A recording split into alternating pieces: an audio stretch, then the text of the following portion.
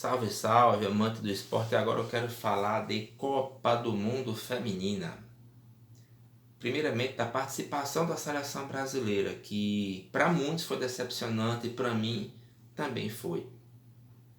Não a derrota para a França por 2-1, mas sim a forma como ela se sucedeu, porque abriu o caminho para que a Jamaica viesse a se classificar. Vence o Panamá, que é um país que não tem tradição no esporte, né, no futebol, quer seja masculino, quer seja feminino. No entanto, após a derrota contra a França por 2-1, o Brasil se obrigava a vencer necessariamente a seleção da Jamaica, que consegue se fechar ali atrás, que com todas as limitações que tinha, ainda não tinha tomado gol na competição, uma vez que vence o Panamá por 1-0 e empata de 0-0 com a França, repete o placar com a seleção brasileira. No entanto, já cai na fase seguinte, né? E fica aquela frustração, porque se esperava muito, nunca se fez uma transmissão tão amplamente divulgada de uma Copa do Mundo feminina.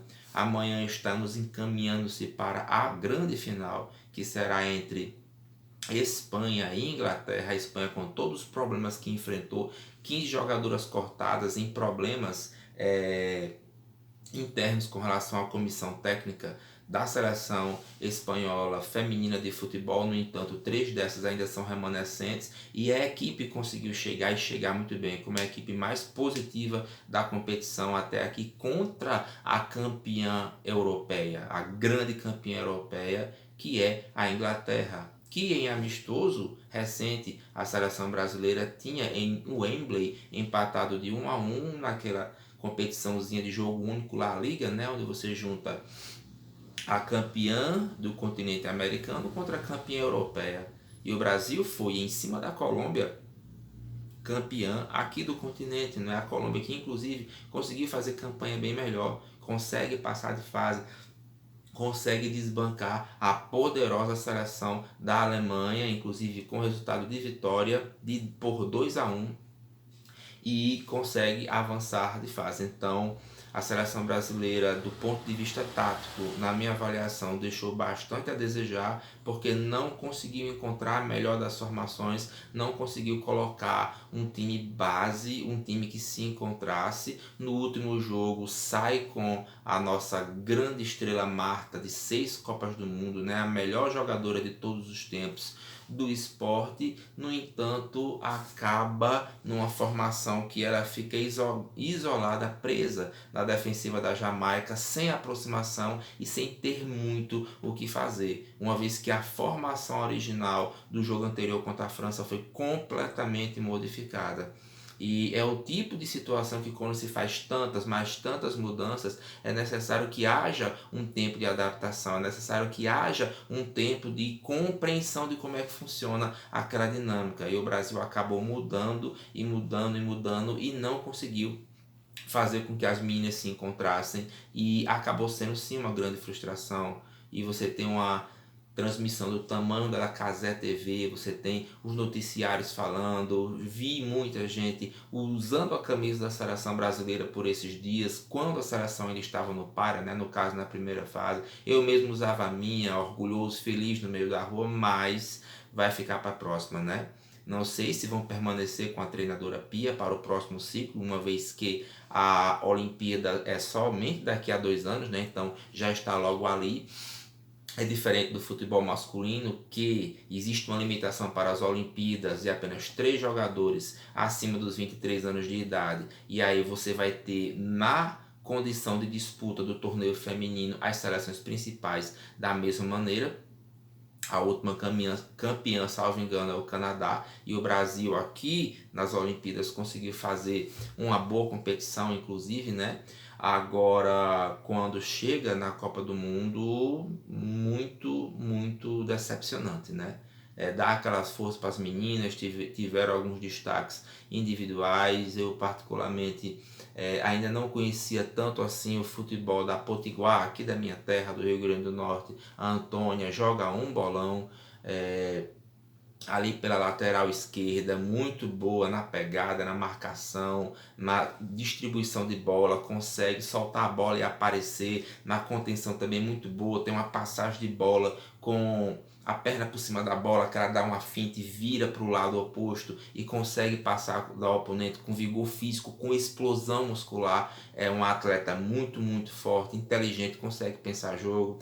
Do outro lado, na área esquerda, também gosto do futebol da Tamires, essa já mais veterana na seleção brasileira de futebol feminino, é um atleta de força, é um atleta de chegada, é um atleta que consegue fazer uma boa aproximação, que consegue soltar a bola ou no meio de campo ou na ala esquerda pela ponta, mas também se apresentar para o jogo, sair construindo jogadas, né? Ela e a Debinha por ali conseguem fazer uma boa articulação naquele setor esquerdo da seleção brasileira. No entanto, apesar desses destaques, apesar de ter jogado de maneira razoavelmente, até vamos dizer assim, bem em alguns instantes, mas como um todo o futebol apresentado não foi o suficiente para que o Brasil viesse a classificar-se, a passar dessa primeira fase, e amanhã a gente vai conhecer a grande campeã, que vai ficar entre Espanha ou Inglaterra. O ponto mais positivo provavelmente desta competição foi a anfitriã, foi a seleção da casa, a seleção da Austrália, que foi uma espécie de novo Marrocos. Nunca uma seleção africana tinha chegado tão longe na Copa do Mundo masculina, e a seleção do Marrocos faz história chegando até as semifinais.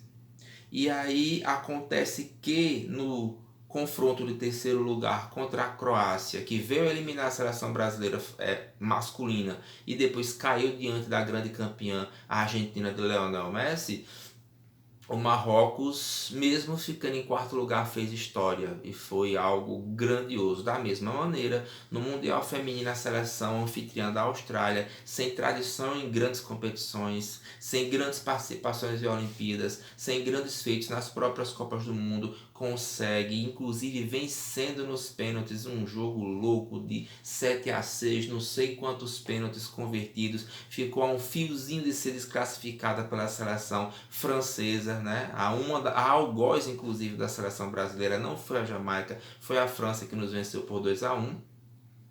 E acaba que é batida pela seleção sueca, né? Uma seleção historicamente bem mais forte, com muito mais resultados expressivos e num nível de competitividade ali naquele núcleo europeu bem mais forte, né, bem mais elevado, consegue esse terceiro lugar em cima das anfitriões com um placar de 2-0, né? O jogo foi hoje. E amanhã nós veremos quem será a grande campeã dessa que foi a maior Copa do Mundo de todos os tempos. Foi um grande torneio, foi uma grande competição. Me chamou a atenção também a participação do Japão, com uma equipe muito boa, com uma equipe muito competitiva, da própria África do Sul, que consegue se classificar, da própria Nigéria, fazendo jogos duros, jogos difíceis, né? Contra seleções bem mais tradicionais. E também me chamou a atenção a seleção colombiana, né? Nossa vice-campeã do continente, e acabou representando o continente na fase seguinte, uma vez que a própria seleção argentina também fica pelo caminho e não consegue a classificação no seu grupo. Inclusive o grupo dá terceiro lugar da seleção da Suécia. Vamos ver como é que vai ser o próximo ciclo dessa seleção feminina. Espero que tenhamos mais sorte, né? E um trabalho para funcionar, ele tem que ter de fato longo prazo. A Pia é sim uma boa treinadora, e eu fiquei surpreso porque nesse ciclo, além de todo o apoio logístico que teve, a seleção vinha bem, vinha de bons jogos, de boas apresentações, não tinha mais uma dependência da Marta ou da Cristiane, que não esteve presente nessa edição, mas infelizmente ainda não foi dessa vez. Mas o Brasil continua na batalha, continua evoluindo, continua crescendo, e nós continuamos na torcida. Essa foi a minha participação com relação a essa Copa do Mundo. Isso aqui são os meus 3 tostão de opinião. Agora, em querendo você continuar essa resenha, manifesta de dar a tua opinião, faz uso da seção do comentário aqui abaixo, vamos trocar essa ideia, porque por hoje é isso, e vamos pro próximo. Um grande abraço e valeu!